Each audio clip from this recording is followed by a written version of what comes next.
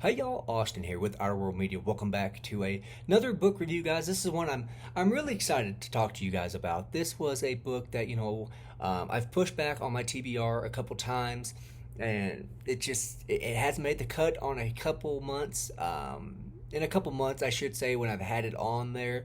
But I was super excited to get into it, and I'm very happy that I did. I read the book in like a day or two. I kind of made a couple days. I made it last a little bit longer, just that way I wouldn't fly through it like that. But it was a really, really enjoyable read, and I'm talking about Elmore Leonard's Hombre. Like I've said before, if you've watched any of my videos, this is, I believe, selected by the Western Writers of America as one of the 25 best westerns of all time. And I can see why. I really can. This book was about 190 pages. Short, sweet, to the point. I read the first 100 something, like 105 pages in one night. I mean, I just sat down and blew through this book. And I'm going to kind of go over what is this book about. I'm going to read the blurb here, and then I'm going to tell you my rendition of what I think this book is about and how it should be sold. So it starts off with John Russell is a man used to angry looks and cruel names. He walked through life with pride and silence. A man who stood apart, lived alone, and carried his gun like an Apache, always at his side. But on that last stage, out of Sweet Mary, four white men and women pushed the stranger as far as he would go. Simmering on that stage was hatred, and waiting in ambush were outlaws. And in the burning center of the Arizona desert, John Russell taught them all why he alone had earned the name Hombre. So, and that's kind of how they sell this book to you. And I think that is a really good selling point of this book. How I would sell this book, and it's not going to be as elaborate in the storytelling or, as small or condensed. This is, again, going to be my rendition of how I would sell this.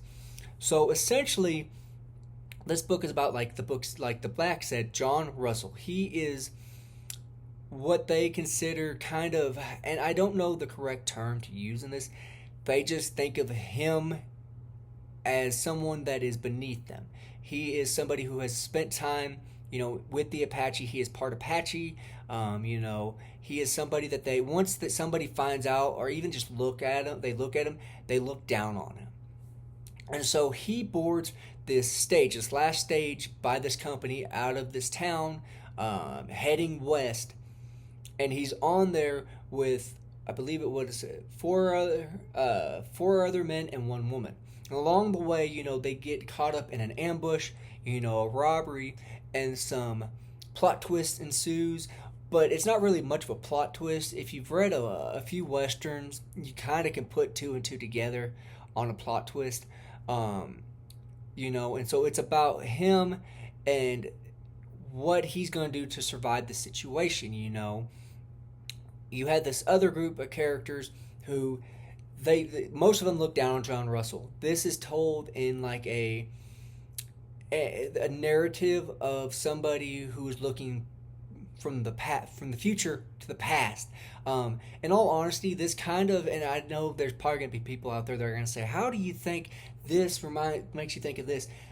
The way the story was told kind of made me think of The Man Who Shot Liberty Valance. When James Stewart's characters telling them, about John Wayne's characters and Liberty Valance and all this. It's kind of what it felt like. But it felt like at the core, John Russell, the character, was played, and in my mind, and it made this book, I think, way better. It's already a great book, but it made it even better in my mind. I could see Clint Eastwood playing this character. I really could. John Russell is a character. He doesn't talk a whole lot unless he has something to say. He's methodical. He thinks his stuff out before he speaks, before he acts. He's always leaving people guessing, like, what is he going to do? There's a bar fight scene in this that if you really picture Clint Eastwood, I kind of pictured Eastwood, his character from Any Which Way But Loose at the beginning of the movie, when he gets in that little scuffle in the bar. That's kind of what that made me think of. I probably could have used a Eastwood Western movie bar fight, but I'm going to stick with Any Which Way But Loose. That's a great movie.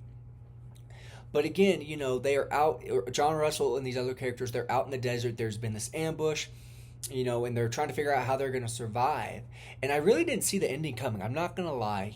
This was the ending kind of caught me by surprise, which was a good thing. Again, this book is really condensed, really short, sweet, to the point. I could have seen this author, Mr. Leonard, turning this into like a 300-page book, and I still think I would have enjoyed it just as much. I've contemplated all day what I was going to rate this. I finished this book late last night, and I've contemplated, what am I going to rate this book?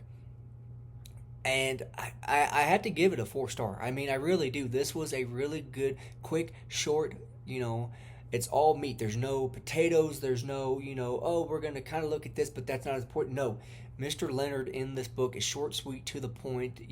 There's no fat in this book. It's all lean meat. You can just pick this book up. You follow the story. We're not diverted down, this way. No, we're straight to the point in this. And I really, really enjoyed it.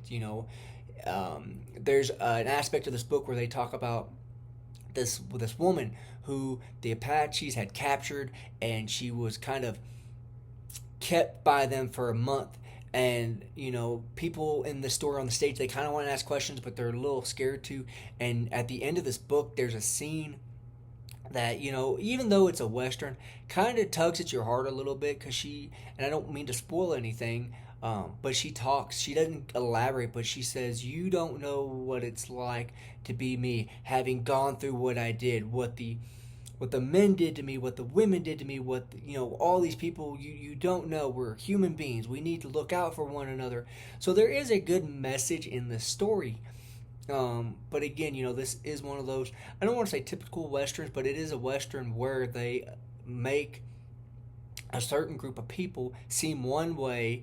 And I don't want to say he does a good job at it, but again, when you hear this monologue that this character has, it kind of tugs at your heartstrings, because you feel so bad for her, and all the other characters don't really know what to say in that instance. So it kind of stops them in their tracks and whatnot, and makes them think. But again, this is a story that I don't think there's really any good characters.